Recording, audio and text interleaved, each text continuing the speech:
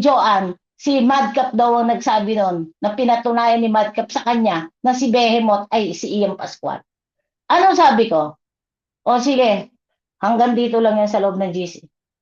Huwag na lang ilabas kasi hindi naman pala sigurado na si Ian Pascual ay si Behemoth. Pag-akit mo, di ba? Ano sabi mo? Try libog. Shout out, Behemoth. Kilala kita. Ano sabi ko sa iyo?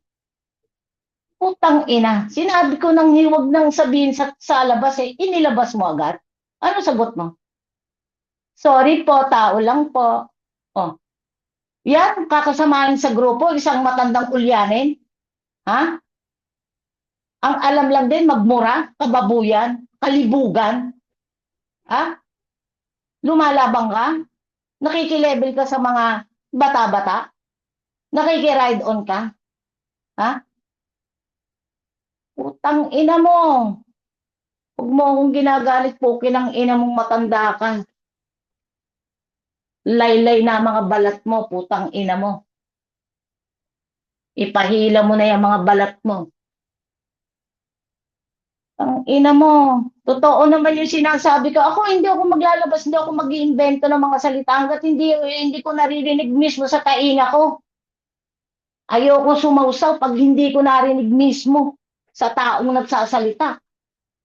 Mahirap yun. Wala kang laban doon.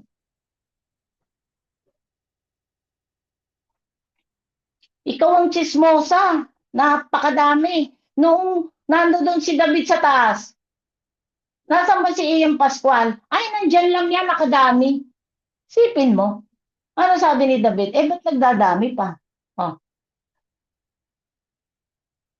Dahil kadaldalan mo, marami pa yan. Napakadaming beses mo na. Pati yung bigayan na 50,000 kay Resbacher. Usapan sa GC. Sasabihin mo may bigayan na naganap. Di ba? Libog.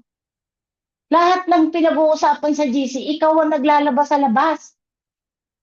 Napakadaming nakakapansin nun. Tapos sasabihin mo, ako big mouth. Ako? Talagang big mouth ako para iribat kayo. Kailangan talagang ibuka-bunga nga ako. Dahil putang ina nyo, napaka-plastic nyo. Di ba? Ano, libog? Nagpipili kang mayaman dito, may pera ka? Eh putang ina mo, nanghihiram ka lang ng pansugal mo sa anak mo. Noong time na yun, may balance ka pang 400, nanghihiram ka. Ikaw ang nagkwento sa amin ni Shooter noon. Dalawa kami ni Shooter ang pinagkwentuhan mo. Tayong tatlo lang ang nasa GC. Naglalabas ka ng sama ng loob dahil yung manugang mo, hindi sinasabi sa anak mo na nakagbabayad ka na pala. Kaya ang anak mo, ang alam, utang mo, $800 pa. Di ba ikaw nagkwento? Kaya nung nangihiram ka ng pangkasino mo, ano sabi ng anak mong lalaki? Ma, hindi, may utang ka pang 800 eh. Ano sagot mo? Hindi, bayad na ako. Mga 400 na lang ang balance ko. O di tinanong sa manugang nung asawa, sa asawa. O sabi nung asawa, ay oo, nakabayad na. 400 na lang ang balance. Kaya galit na galit ka sa manugang mo.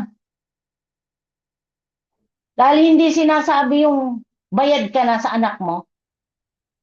O, magkakasino ka, uutangin mo, tapos ang yabang-yabang mo rito, ang putang ina mo, na akala mo piling mayamang ka.